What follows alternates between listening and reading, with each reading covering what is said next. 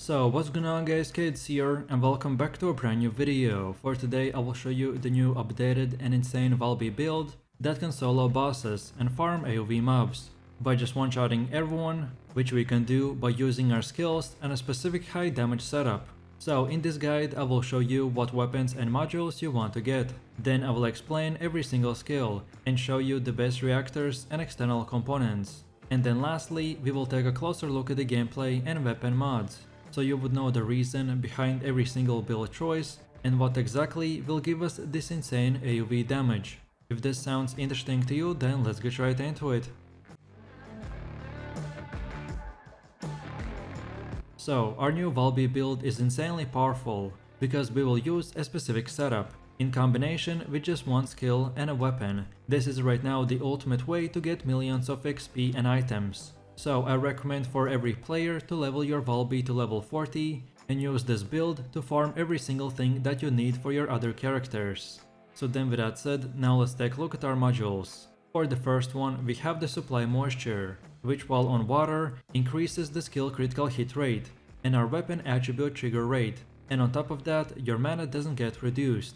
Then the Long Distance Maneuvering, that modifies our grappling hook range to 25 meters. But the base charge time changes to 6 seconds, and the charge time increases by 20%. This will also increase our max module capacity, which is the main reason why we use this one. Then Dimension Specialist, that increases Dimension Skill Power modifier by 19%. Then Skill Concentration, that increases the skill critical hit damage by 14%. Then Nimble Fingers, that reduces the skill cooldown by -6%. Then MP Collector, which when defeating an enemy, instantly recovers 12% of max HP at a 4% chance. Then Focus on Non-Attribute, that increases our non-attribute skill power by 19% and reduces skill cooldowns by 6%. Then Skill Extension, that increases the skill duration by 9%. Then Time Distribution, that decreases skill cooldowns by -4% and increases max HP by 13%. Then Skill Expansion, that increases the skill effect range by 12. Then Increased HP, that increases the max HP by 22%. And finally the Emergency Measures, that increases the skill critical hit rate by 16% and skill critical hit damage by 7%. So our overall main goal with this setup is to make our abilities as powerful as possible while reducing their cooldowns, so we could basically spam them 24/7. Then next up, let's take a look at the best weapons and mods that we should use. And as our build primarily focuses on skills, so I recommend to only use the first weapon, and then the other two are your personal preference. So for our one and only weapon, we want to use the Nazester's Devotion, which when you hit an enemy's weak point, it will apply a unique ability called the Devotion Mark, that reduces the enemy's defenses by 30% for 3 seconds. This weapon is very OP just to use on boss weak spots. For you to get this weapon, it will require for you to reach Mastery Rank 1 before you can craft it with Magister in Albion. To craft the ultimate weapon, you will need the Nazester's Devotion Polymer Sanctium, Synthetic Fiber, Nano and Blueprint, which all of them you can farm in Vespers, Timberfall and in the Ancient Tree mission.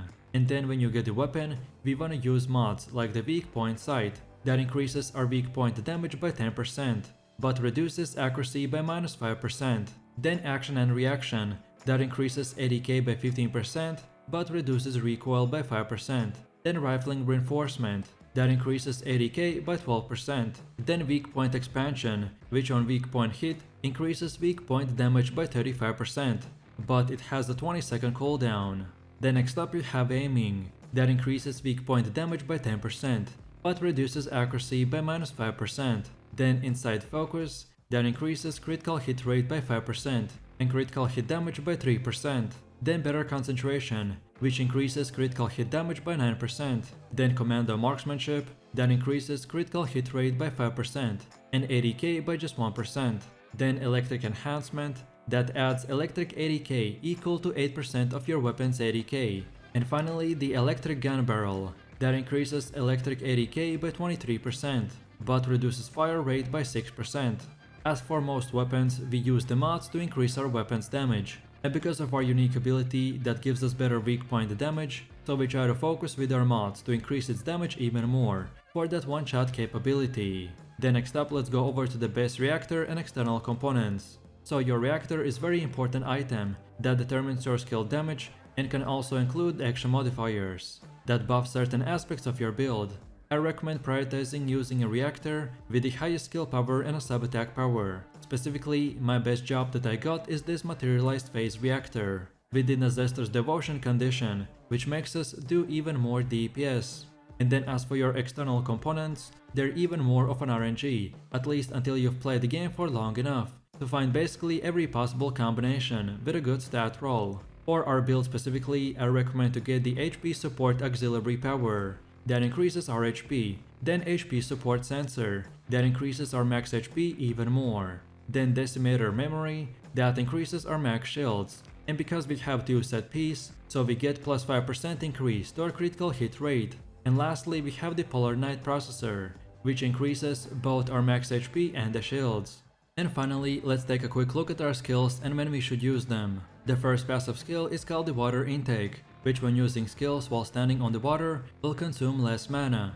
Then our first active skill is the Bubble Bullet, that bounces a bubble bullet forward to create a small puddle. Enemies in that small puddle will take continuous damage and are inflicted with the Laundry. Primarily, we rely on this skill for damage and status effects. Moreover, it makes enemies vulnerable to the electricity and chill, and it is useful for playing with a bunny build or others who are buffed by those elements. Then the second one is Plop Plop, which creates a large puddle where she is standing. Then Valby pops out, and enemies in that range take continuous damage and are inflicted with the Laundry. This skill can be used as an escape mechanism, debuff and a charging gap closer.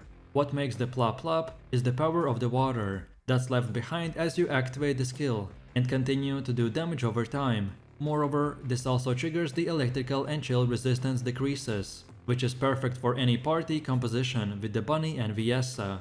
Then next up we have the Cleanup, which makes the Valby become liquefied. While she is liquefied, she cannot take her feet off the ground or use skills, but she can move through the enemies and her movement speed and defenses increases. When moving while liquefied, she creates a path of water that deals continuous damage to the enemies and inflicts Laundry. This skill acts as a mobility tool, debuffs and speed boost. You can move through the enemies, which is a big bonus, but you cannot use skills. Therefore, you want to use this to charge in and debuff enemies or to escape a situation where you are taking too much damage. Moreover, you can skate through the enemies to debuff them and then turn around for our last final skill if it's active. And lastly, we have the Laundry Grenade that changes the weapon equipped for the launcher. When the launcher is fired, a grenade is created, pulling in enemies inflicted with the Laundry and dealing continuous damage. The best way to use it is to debuff enemies with the Laundry status effect and then only dropping the grenade. The base damage is weak, but you can ramp it up to 200% and it has a radius of 8 meters. This is your AoV nuke that you want to use in conjunction with others when enemies are debuffed. As you can see from the gameplay, I'm fighting weak enemies, so they die just from one skill and one shot. But if you're fighting stronger enemies like the elites or bosses, then this will become useful. And that's about it. So with that said, I really do appreciate everyone for watching guys and I hope you enjoyed it. If you have any questions or suggestions, then feel free to leave your comments in the comment section down below. And while you're doing that, please click like, subscribe and enable that notification bell, so this way you could support the channel and not miss any more amazing content. With that said, you have an amazing day and I will see you in the next one. So take it easy, peace.